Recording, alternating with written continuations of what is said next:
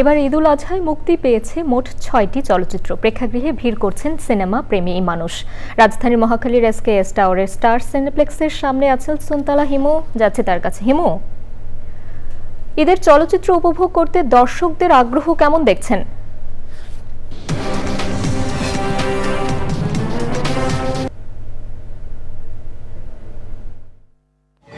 আমি এই মুহূর্তে রয়েছি স্টার সিনেপ্লেক্সের মহাখালী SKS টাওয়ার শাখায় এবং আপনারা যেমনটি জানেন, দর্শকরা এরই মধ্যে জানেন যে এবার ঈদুল আজহার উপলক্ষে সারা দেশের প্রায় ১৫০টিরও বেশি হলে মুক্তি পেয়েছে ৬টি সিনেমা, যার মধ্যে দর্শকপ্রিয়তা এবং হলের সংখ্যায় মুক্তির দিক থেকে এগিয়ে রয়েছে শাকিব খান অভিনীত চলচ্চিত্র তাণ্ডব, যেখানে অভিনয় করেছেন জয়া আহসান, রোজি সিদ্দিকী সহ আরও অনেকে, এবং রয়েছেন আফজাল হোসেনও। এবং তাণ্ডব সিনেমার পরপরই কিন্তু যে বাকি চলচ্চিত্রগুলো রয়েছে সেই চলচ্চিত্রগুলো হচ্ছে নীলচক্র, রয়েছে টগর, রয়েছে উৎসব সিনেমা এবং রয়েছে এশা মার্ডার কর্মফল। সবগুলো সিনেমা হল ঘুরে আমরা যেমনটি চিত্র দেখতে পেয়েছি যে হল সংখ্যা এবং শো সংখ্যার দিক থেকে শাকিব খানের যে তাণ্ডব সিনেমাটি সেটি কিন্তু এখনও পর্যন্ত এগিয়ে রয়েছে ঈদের এই দ্বিতীয় দিনে।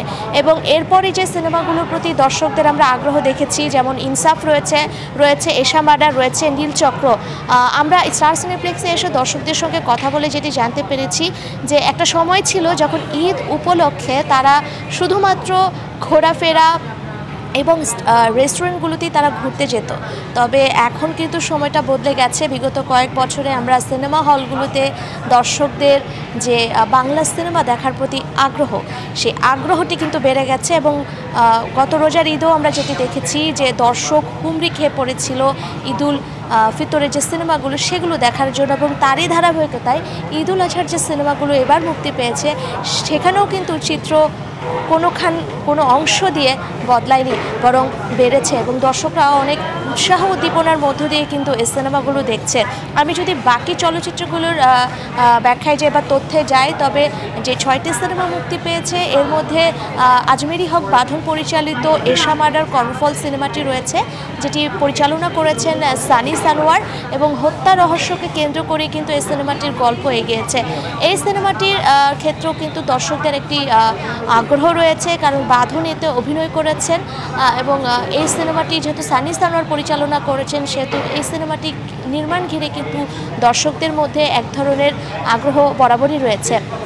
পরের সিনেমাটি যেটি বলবো সেটি হচ্ছে আরিফিন শুভর নীলচক্র সিনেমাটিও কিন্তু এই ঈদেই এই সিনেমাগুলোর ভিড়ে মুক্তি পেয়েছে, এবং আরিফিন শুভর যে দর্শক মহল রয়েছে তারা কিন্তু এই সিনেমাটি দেখছেন। এবং স্টার সিনেপ্লেক্সে এসে আমরা কিন্তু নীলচক্র যে সিনেমার যে হলের সংখ্যা এবং যে সিট শোয়ের সংখ্যা সেখানেও কিন্তু দেখেছি প্রায়ই হাউসফুল নীলচক্র, এবং ফারিন এবং শরীফুল রাজ অভিনীত ইনসাফ চলচ্চিত্রটিতেও ঘিরেও কিন্তু আমরা দর্শকদের আগ্রহ দেখতে পেয়েছি।